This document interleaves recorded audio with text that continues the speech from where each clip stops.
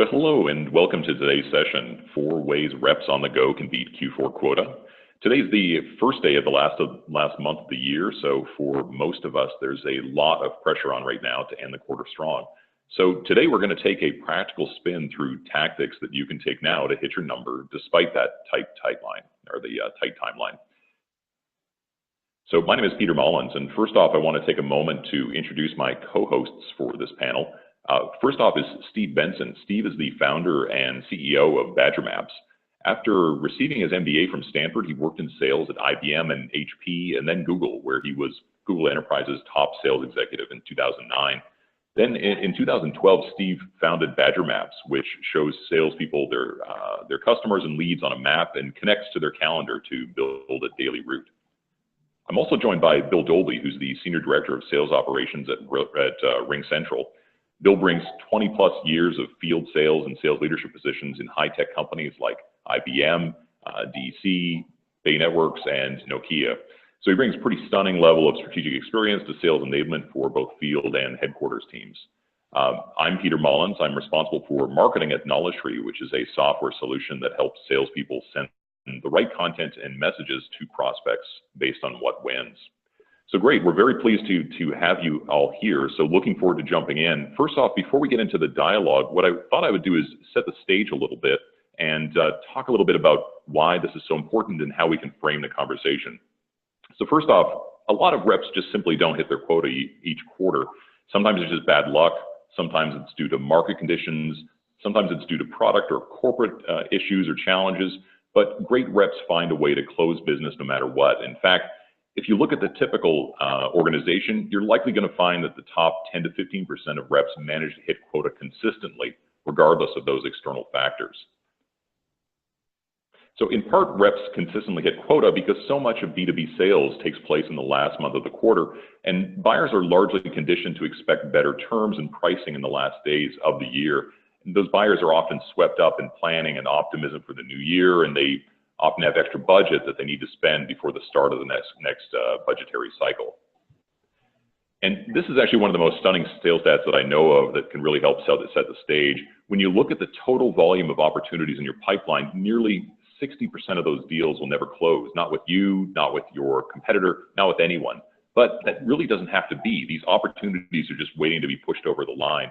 And that's where I thought we'd start, is taking a look at existing pipeline that you have right now and what you can do to push those over the line, those opportunities that are sitting there in Q4 waiting to be picked up. So let's start there. Let's look at existing pipeline and how to uninstall it. So Steve, if you don't mind, maybe I'll start with you. There's always pricing as a lever, of course, but there was a former colleague of mine, an old sales leader, who said that if price is your only lever, then you really haven't set up the value well enough. Can you tell me what are some other levers that you like to look at or have your team look at? Well, I always coach people on my team when they're looking to kind of unstick an opportunity from one sales stage and wherever you draw the lines in the sand on that to the next. I tend to encourage them to have open and honest conversations because, kind of dangling a carrot of a big price discount or something of that nature usually isn't that effective anyway. Often the reason things aren't moving isn't because the price isn't high enough. It's because of some other factor. There's other priorities. There's that the person that was your main sponsor didn't have the ability to make something happen right now. It could be a million things, but an open and honest conversation with the prospect is really the key to really understanding what is wrong and why is something stuck, and therefore what's it going to take to get it to the next level. If you're just lobbing an email with a discount, it's not going to do it. And this is why the relationship is so important in the first place. You have to have a relationship with your customers, and great salespeople often have great relationships and are likable people, and their prospects want to get back to them and tell them what and are willing to share with them what's actually going on. Yeah, I like that the idea of the openness there. Bill, do you see that as well? Are you coaching that your sales team needs to ask those hard questions and get their prospects to be honest about where they're sitting right now? Yes, there's a spectrum of tension in a sales rep from discovery to decision, and their human nature draws them to the right-hand side of that spectrum, the decision point. And they're always looking for opportunities to close and get the customer to make a decision. When, especially early in the sales cycle, they need to be focused and stay on the discovery part of the sales cycle to identify customer problems and potential value. As soon as they leave that area, then they're really moving to decision. And if they didn't do a good job in the front end in discovery, identifying those pain points and attaching value and ROI to solving those pain points, then they're not doing the correct job. So that's really where a lot of our enablement efforts are pointed, is to get the sales rep to stay in the discovery period until they've really understood, identified, and documented the customer value that they're seeking in their search for a solution. Right. So really looking for what's the urgency, what's going to get them to make a change right now. Yes. And this is where we found getting good content to the customers early in the cycle so essential to broadening the conversation away from pricing, away from getting quotes to, well, tell me about your business problem. And sometimes the sales reps aren't very good at that, frankly. And the marketing content, if you have good marketing content that articulates the potential pain or the pain that other customers and companies have struggled with, and how they solved it and achieved the value, is good. It's much better than a sales rep. We got a lot of young sales reps in their 20s, and they don't really understand the pain points because they've never experienced them personally. But right. The content that we send out early in the sales cycle can have a great effect at broadening the conversation and getting the value out on the table. Yeah, I think that makes sense. Steve, when you're looking to build out a business case, what are you bringing in that helps to accelerate things? Especially here we are in December. Are you having your teams build out ROI, build out business justifications? What are you doing in this 12th month to kind of get that business case firmed up? Yeah, I totally agree with Bill that having great marketing content and I would say that's useful early in the cycle, like he mentioned, and also throughout the cycle, having great content and great tools really enable your sponsors at an organization to go to the other parts of the organization who might not be as excited to or might not think that this is the most important thing that should be on everyone's plate, to give them the tools to really go to those people and show them and convince them this is really important to us and here's why. And that can be an ROI analysis. That can be a great part of your website that talks about the value of what you are bringing to your customers. It can be a case study, but it's important to enable people at your customer who are really excited to get to make your project one of the few projects that actually gets done this quarter. You got to help them go to other parts of the organization and really convince those other people and decision makers and stakeholders that this really is important and here's why. Yeah, well, that's an interesting point because one of my favorite books is business books is The Challenger Customer from the CEB. Where they're making the case that for the average B2B sale, there's at least 6 people that have to nod their head or formally agree to bring something on. So it's not even just your champion within an organization; it's lots of different people that have to sign off. So to me that feels like when you come back to that first point that you made about having frank and open conversations. A lot of that seems to be frank and open conversations about what internal pressures there are right now and what internal blockers there are from those other 5 people out there. I don't know. What do you think? Yeah, I totally agree. It's that communication that can really help you understand what they need and what you need to give them to move things down the line. And there's often someone in the organization who has a different idea of what's most important, and it just doesn't even want to address the problem that you're trying to solve right now. and there's other people who think this is important, and there's other people that might think you're the answer to solve the problem, and that the problem is important, but they have another way of that they want to solve it. Maybe they want to, you know, hire a consulting team to build a custom solution or something. But it's really that communication with the people that really like you and believe in your product and your solution at the organization that can help you understand who the other people are that maybe don't, and how you can show that yours is the best solution available. Yeah. Mm-hmm. Yeah. And yeah, Bill.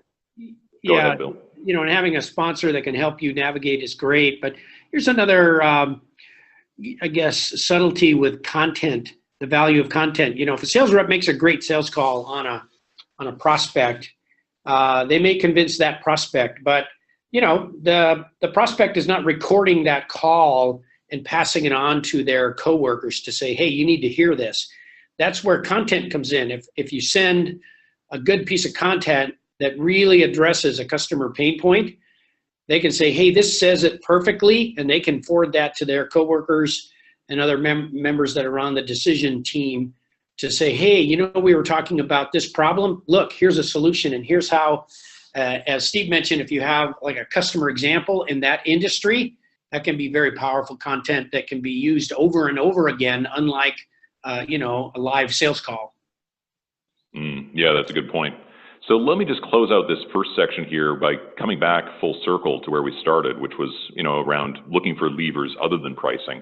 But pricing is still an important factor. I mean, how do you mix that in without you know, without selling yourself short and, you know, missing your quota because you underpriced something? You know, how do you counsel your sales teams on using pricing selectively as an incentive?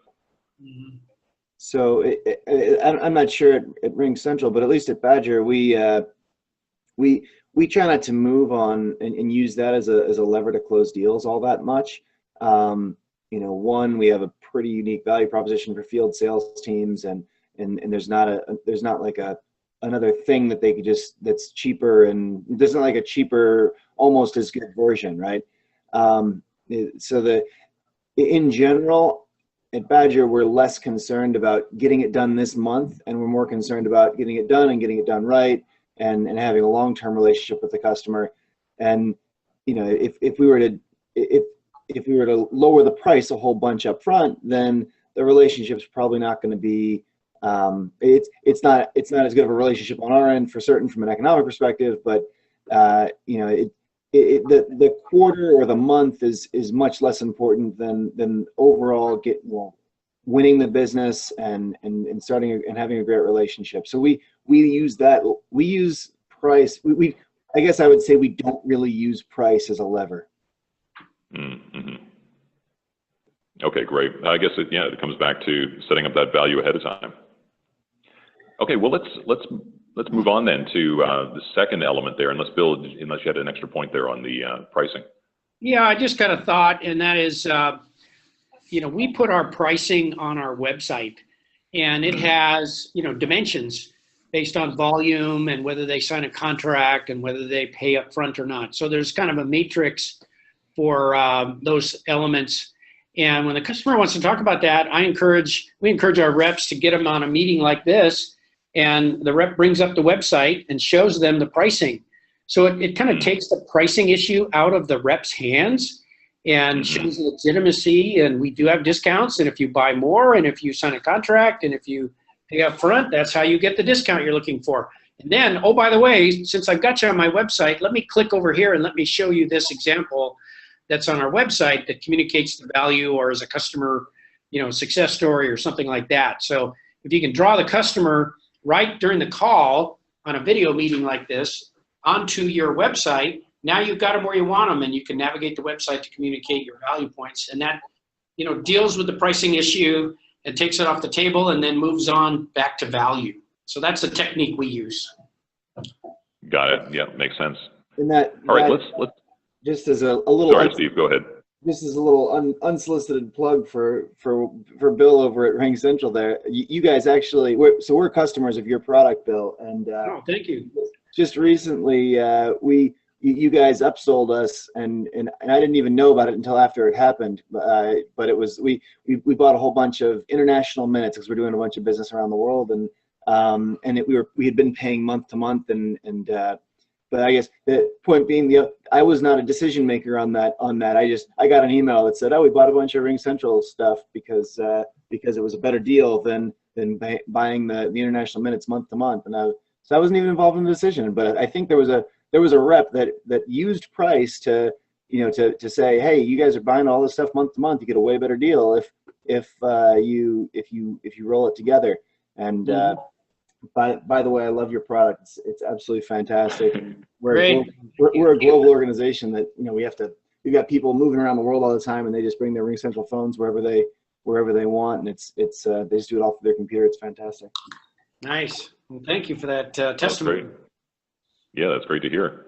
So into section 2 here around generating new leads, this one's kind of a particularly compelling stat for me. So here we are in the B2B world, which I think too often think of as slow moving. But the reality is that leads can move from an opportunity to a closed one, even within a quarter. I mean, you can see here the average being 84 days. Well, that means there's a heck of a lot of leads that are much lower than 84 days. You can be closing business even when you're getting a lead in December. I mean, just speaking from experience, I've been in companies where 20–30% of Q4 revenue was from leads that came in just in the last month, and that's primarily because, again, people are trying to close out budgets for the year. So, is that experience unique to me, Steve or Bill? Do you see leads coming in, B2B leads coming in that you're able to convert even when they just arrived on your doorstep December 1? Yeah, for sure. I mean, so sometimes deals close really, really quickly. We did a large deal earlier this year in less than a week, and it was because the customer had, or I guess the prospect at that time, they had been evaluating one of our competitors, and they had actually purchased it. They had rolled it out, and they found some inconsistencies with it and things they didn't like. And so then someone else over there kind of started poking around and said, oh, there's this too. Do we look at this at all? Maybe we should do that. And literally within a week we had closed it, and it was a 6-figure deal. So it was a fairly large deal to close that quickly. But yeah, I mean, things can move really quickly if the customer is appropriately motivated, and this was an important initiative for them, and they were behind, and so companies can move really fast. And so sometimes to get them to move really fast, the trick is to show them how important it is that they move quickly, and how much they're losing by not moving quickly. Why not do it now? Mm-hmm. Right. Now, Bill, you're getting a lot of leads coming in from inbound, but should reps be also at the same time taking their foot off the gas when it comes to outbounding to prospects, trying to drum up business, with people that maybe aren't raising their hands right now?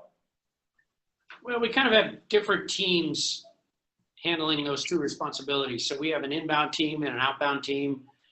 And if the volume of inbound leads comes in and it's high, it doesn't affect the outbound people. We want them to continue to strive towards their lead and opportunity goals in their outbound efforts. I mean, I guess you can never have too many leads is another way to look at that. And that reps are pretty good at prioritizing the best leads out of, the ones they get. The cream rises to the top. But it's, again, it's another challenge. You don't want the good leads that aren't the cream to get ignored. And that's where, again, a good content distribution strategy can have a high impact for nurturing those companies that aren't as hot yet, closer to their buying decision by using content instead of sales calls and setting appointments and all that sort of time-consuming work. It just takes seconds to send a piece of content that might bring the customer, a couple steps closer to their decision point. Yeah, that's something we're seeing a lot too, where, looking back at folks that have taken demonstrations earlier in the year, people that maybe were pre-opportunity or maybe just very early opportunity, and reapproaching them, letting them know about, what's new in the technology, what's new in our offer, giving them those kind of updates. because things do get moved, deprioritized. But now they're coming up towards the end of the year, and they fall in love again with the value prop. So for us, in a way, there's a bit of putting the gas on in end of year to reawaken some of those earlier ones. Yeah. Steve, are you seeing the same thing, or the teams you work with, are they mixed where they're doing some of their own demand generation or outbounding themselves to prospects? We're like we do it the way that Bill was just describing there. We split up the lead generation and the actual selling. So it's two different teams. We don't have our sales team generating leads. We kind of have that in the hands of the demand gen team. But similarly to Bill, it's the once something is a lead and once something is a known opportunity, that sometimes it can have a very long sales cycle because something just isn't the top priority for this quarter for someone. But that doesn't mean they're not interested in it. That just means they have to deal with whatever they have to deal with right now, and then you'll come later. So that opportunity, the salesperson will continue to nurture. And with regard to the topic of the conversation today, how to get deals done by the end of the year or very quickly, for sure, if someone's on a slow sales cycle and you get the lead and you get the lead now, that's a tough one to do. However, maybe someone who's on a slow sales cycle and is sitting in a sales rep's sitting in their pipeline, it could take a long time maybe they've been sitting there for a year, but now might be a good time to close if you can kind of push it over the line. So because it is the end of the year, and a lot of people have some budget that they want to move on by the end of the year, and sometimes people just have more time. Like the projects wrap up because people were going out of town, and maybe the guy that's going to be implementing your solution or making the decision on yours now finally has time to get things done. Yeah, I think that's a great point. And so just combining what you both said, for any sales leaders on this call, it sounds like a great strategy is to be able to split up some of those functions so that you have maybe an SDR, BDR type function that's, they're not worried about closing business end of quarter. They're worried about setting the next meeting, and so they're not going to be distracted end of quarter. And at the same time, it sounds like another great strategy is if you are, a hunter and you're generating your own business, there's going to be a significant amount of lull time, even in the crunch of December. And if your prospects are looking at budgets, looking at how they can spend better, then the onus is on you to get out there and start dialing even now, even in December, because those opportunities can be closed. Yeah, I remember a story from back when I was a sales rep, and I remember it. I felt like I had nothing to do like halfway through December, and so I started going through the list of like people that I wanted to have meetings with, and I was able to book a ton of meetings with like really high level people, CIOs at big companies and that sort of thing, the week in between Christmas and New Year's, because those guys are still at work, but they don't have anything to go to. They have a lot less to do and a lot more free time, and now is the time when they get to do some of the things and look at some of the initiatives for next year that they want to check out. So I guess that's not a strategy to close new business, but that's a strategy to move things down through your pipeline and kind of move things along for next year. It's a great time. I remember one. It was the day. I think it was December 27th or 28th, and I had like 3 CIO meetings with big companies. And I remember my manager being like, "What is going on?" I was like, "Hey, they're just all free." Like, yeah. Another technique we use in this time of the quarter, especially at the end of the year, and again, focusing on the value, the customers will often have decision timeframes that are outside of the month or the quarter. And they'll say, well, look, we're not able to spend this money until January, so we're not going to make a decision until January. And then we'll focus on, well, then can we at least gain agreement that this is the solution you want and it meets your needs and you feel that it's going to deliver value for you and that all you're waiting for is the availability of budget in the next quarter.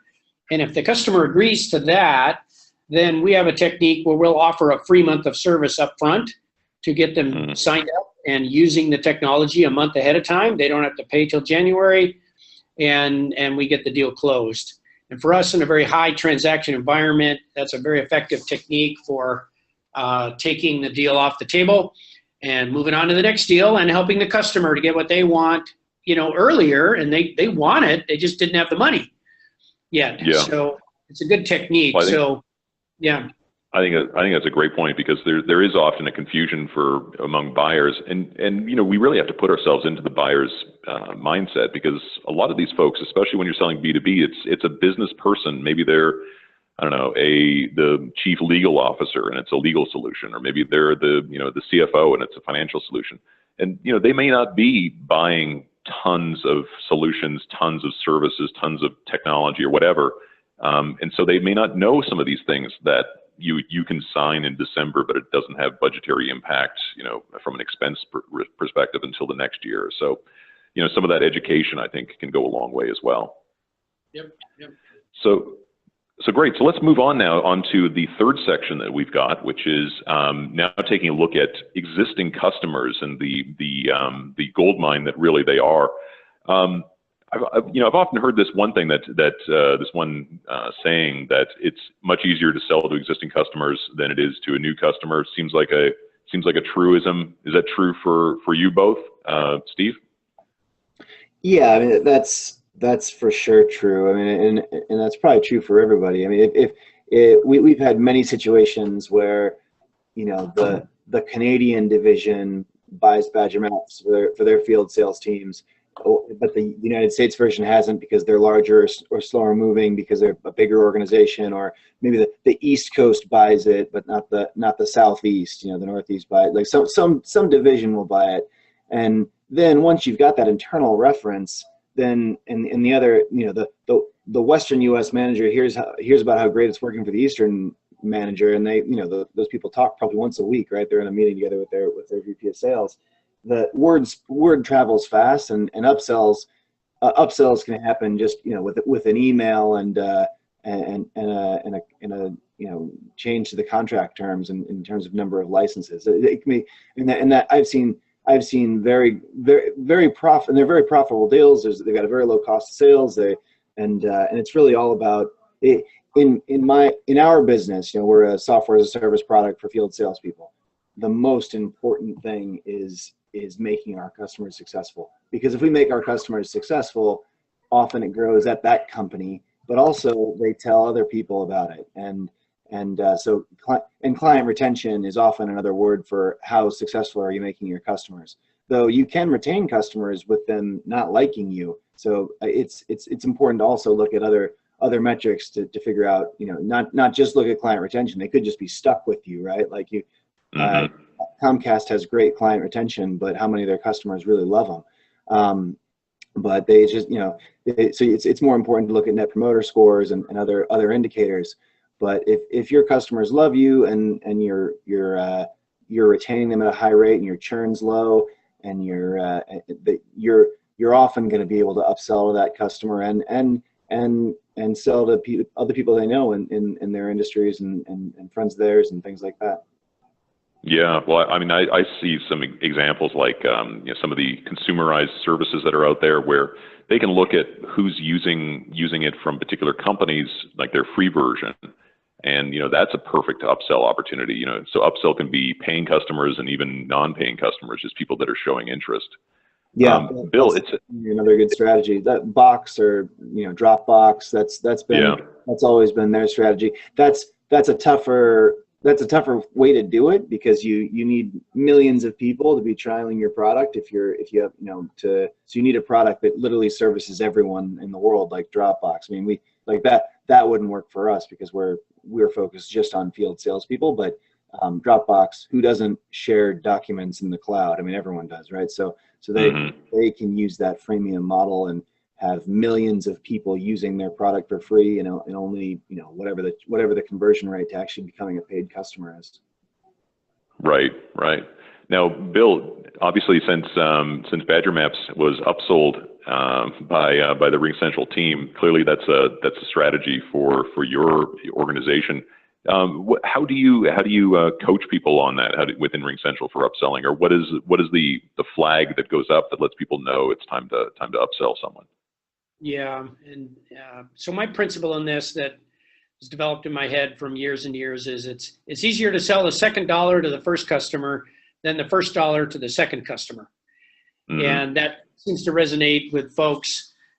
We have a sales model where our customers, after a period of time, are transitioned to an install-based team, which is motivated more for customer service and churn avoidance and customer retention, as well as upsell, versus new business. So they do have time to look at a customer's profile and evaluate whether there's upsell opportunity. And there's two angles that we teach. One is what we call penetration analysis. So, if we look at a company and they have 20 employees and they have 20 phone lines, then they're probably pretty penetrated. Mm-hmm. But on the other hand, if they have 5 lines and 20 employees, or 22 lines and 100 employees, there's opportunity for upsell there. And we teach our reps how to try and understand, well, what are the other people doing for their phone system? Is it another location? Is it, another country? What is it? Then the second angle that we pursue, in addition to the penetration analysis, is, selling the second product and the third product to that customer. And for a long time, we only had one product, but now we have 4 products. And so we can call the customer back and look at their traffic and suggest alternatives that might help them save money, like in the example with Steve mentioned earlier. So it's, call them back and try and sell the second product to a friendly customer. Mm-hmm. And they're more likely to buy, if they're happy with the first product. Right. Yeah. So taking a very data-driven approach, looking at where there might be some slack, I guess, for a company. Also, Steve, great point about selling into, like, say, the Canadian division, because I think then, like, an account executive themselves, that's in a hunter role rather than a farmer role. That's something that would be, I think, in most organizations within their SOP for them to be able to target. Since it's net new, not upselling an existing division within a company, right? Yeah, I think it's definitely easier. And like RingCentral, we actually use a different team to do it. Once a sale is made, we transfer from a sales team to more of a customer success team that's focused on helping the customers be successful, the deployment, the onboarding, the training, and then ultimately a part of that process is also once you've made them successful, then you can ask, or it's kind of obvious, is there anyone else there that might that needs this stuff? And we do, like RingCentral talk, like Bill was saying, the penetration analysis. In our case too, I mean, I for sure RingCentral is also evaluating their customers, and I consider the upsell that you guys did to us to have been helping us out, right? I know it brought more revenue into this year for you, but also, we were just paying more on a monthly basis because we didn't have the right international plan or something. Like, we weren't buying in bulk. I mean, it was such a no-brainer. The team didn't even ask me about it. Like, they just did it. And I think it was because it was like, oh, well, if we just start buying these bulk plans, it's way cheaper than the way we're doing it. The way we're doing it's stupid. But one of your people reached out to us and pointed it out to us. We didn't figure it out on our own. So no, that's great. That was definitely a thing you guys do to upsell. All right, terrific. Well, let's move on to the last section that I wanted to hit, which is taking a look at how you can boost the efficiency and productivity of your teams. I like this stat where it's looking at you can boost the productivity of the top performers in the organization, and that's going to move the needle, of course. But if you're targeting the middle, the core performers, the bulk of your team, if you're able to just get a small lift out of them, that's going to have a major impact on your organization. So this section is probably less at a individual contributor or an individual account executive, more thinking from a sales leader's perspective.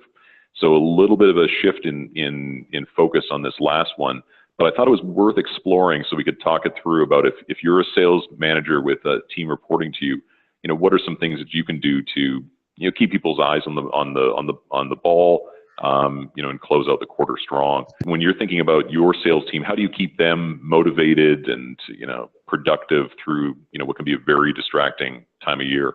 Key thing that I try to do is focus on actionable areas that they can really do better on. So I like to sit down with the team and or one of the teams and kind of figure that are going after a certain area, and I like to put the funnel, the sales funnel, the pipeline on the board, and say, okay, so let's look at each one of these areas, from when we got the lead on the sales team to, okay, they're in this bucket, and this bucket, and this bucket. Let's look at how many people are making it from bucket to bucket, and more importantly, how many are getting stuck or we're losing in a given bucket.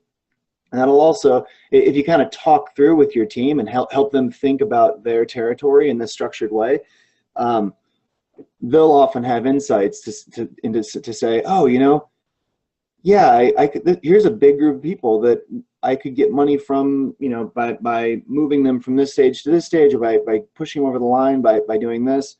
I try not to focus on the end of the year close, just because, but I do like to focus on the end of the year. Move all your opportunities closer to closure, and the ones that are ready to close will close.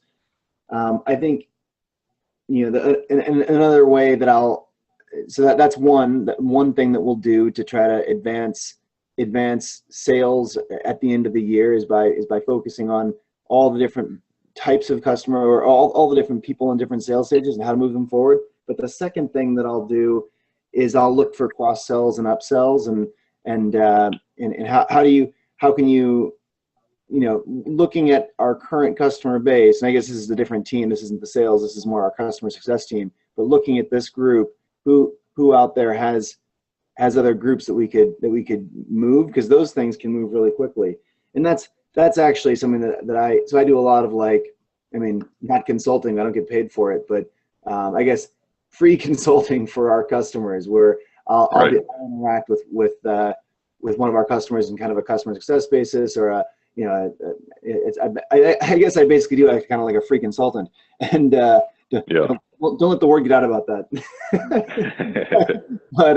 but I'll one of the things that I'll kind of encourage them to do is look for upsells within their current customer base, and cross sells. And that's something that we've actually built into the Badger Map to help them look at their customer base, and because they have all the data about their customers on the map, they can kind of start filtering and colorizing their different customers to kind of generate a group of people that would be a really good fit to go after from a cross sell or upsell perspective. And then the next step is to, once you've identified that 20% of your customer base, then you can build out a plan to get in front of them towards the end of the year. Like in the last in the first week of December, I'm going to see the 40 customers that I have the best chance of getting an upsell with, based on my research here, and then actually getting a plan to go out into the field and meet with all those customers to see where can I get more data here, more sales in the end of the year. Yeah. Well, I think that very data-centric approach just reminds me, Bill, your team, you've put into place a very strong data-centric focus, and particularly around forecasting is one thing I've really seen.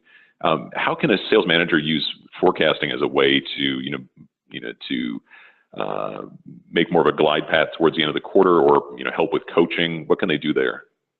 Yeah. So this is actually one of my personal hot buttons in helping managers be effective coaches. And if you go back to the spectrum idea, the managers are drawn between coaching their team and coaching the deals. And especially at the end of the quarter, they're focusing more and more on coaching the deals.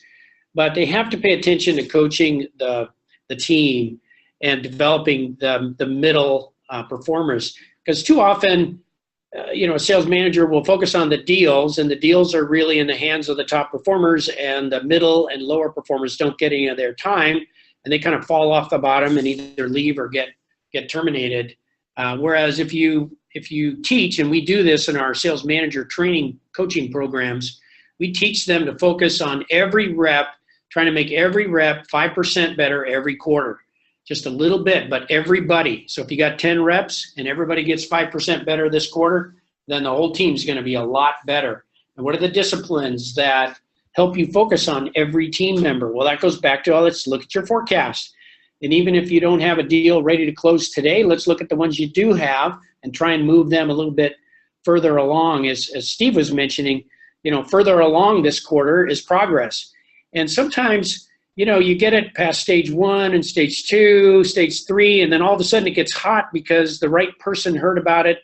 The business problem became more acute. Something happens, and if you hadn't moved it from stage 2 to stage 4, it wouldn't have got hot. But because you focused on your forecast and your pipeline and the individual deals for every rep, a lot of times you get some of those deals into the faster side of the sales cycle just by moving it a step or two closer. Mm-hmm. Yeah, that's a great point.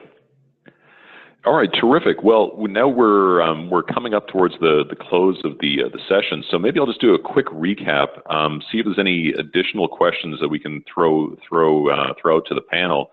I think there were four. So there were 4 things that we really hit on as we were talking this through. The first one was you've got opportunities in your pipeline already.